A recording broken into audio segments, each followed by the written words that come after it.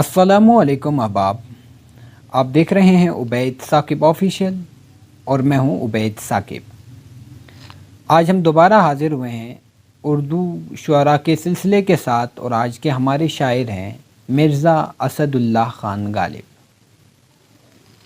نام اسد اللہ خان اور تخلص غالب اختیار کرتے تھے۔ آپ آگرہ میں پیدا ہوئے۔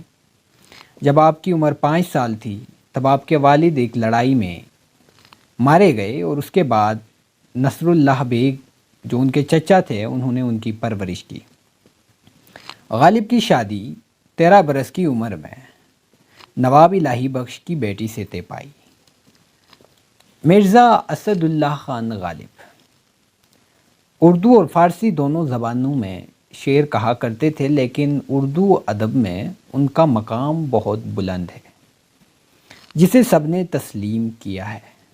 وہ بہت زیادہ وسعت نظر رکھتے تھے۔ غالب ہر دور کے اہم ترین شاعر ہیں۔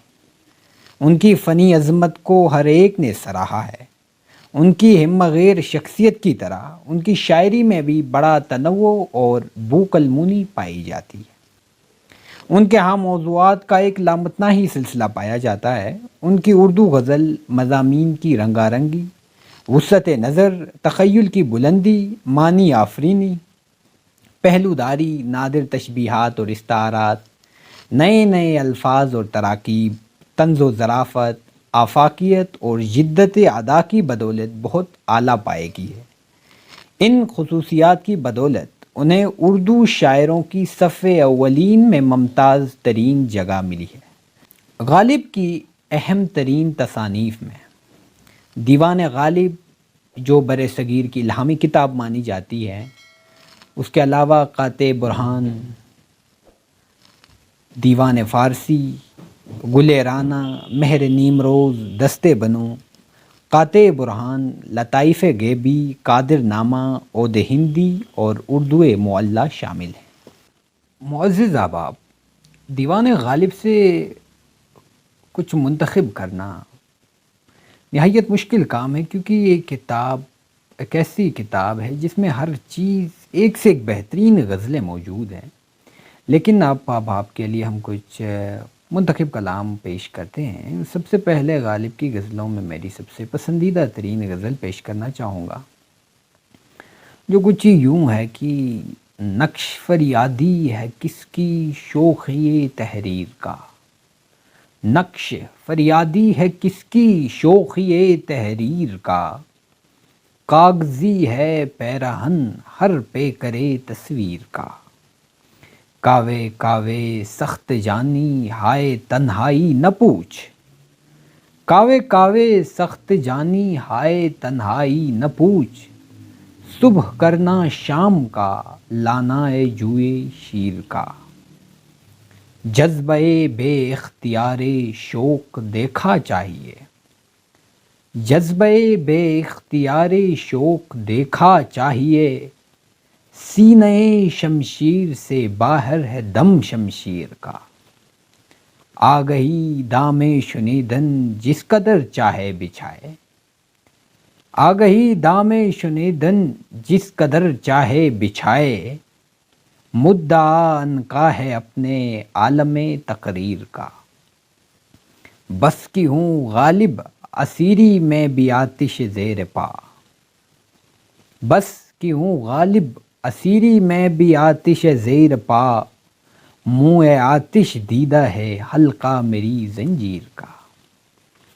غالب ایک اور جگہ فرماتے ہیں کہ بس کی دشوار ہے ہر کام کا آساں ہونا، بس کی دشوار ہے ہر کام کا آساں ہونا، آدمی کو بھی میسر نہیں انساں ہونا، گریہ چاہے ہے خرابی میرے کاشانے کی، گریہ چاہے ہے خرابی میرے کاشانے کی، در و دیوار سے ٹپکے ہے بیاباں ہونا، وائے دیوانگی شوق کی ہر دم مجھ کو، وائے دیوانگی شوق کی ہر دم مجھ کو، آپ جانا ادھر اور آپ ہی حیراں ہونا،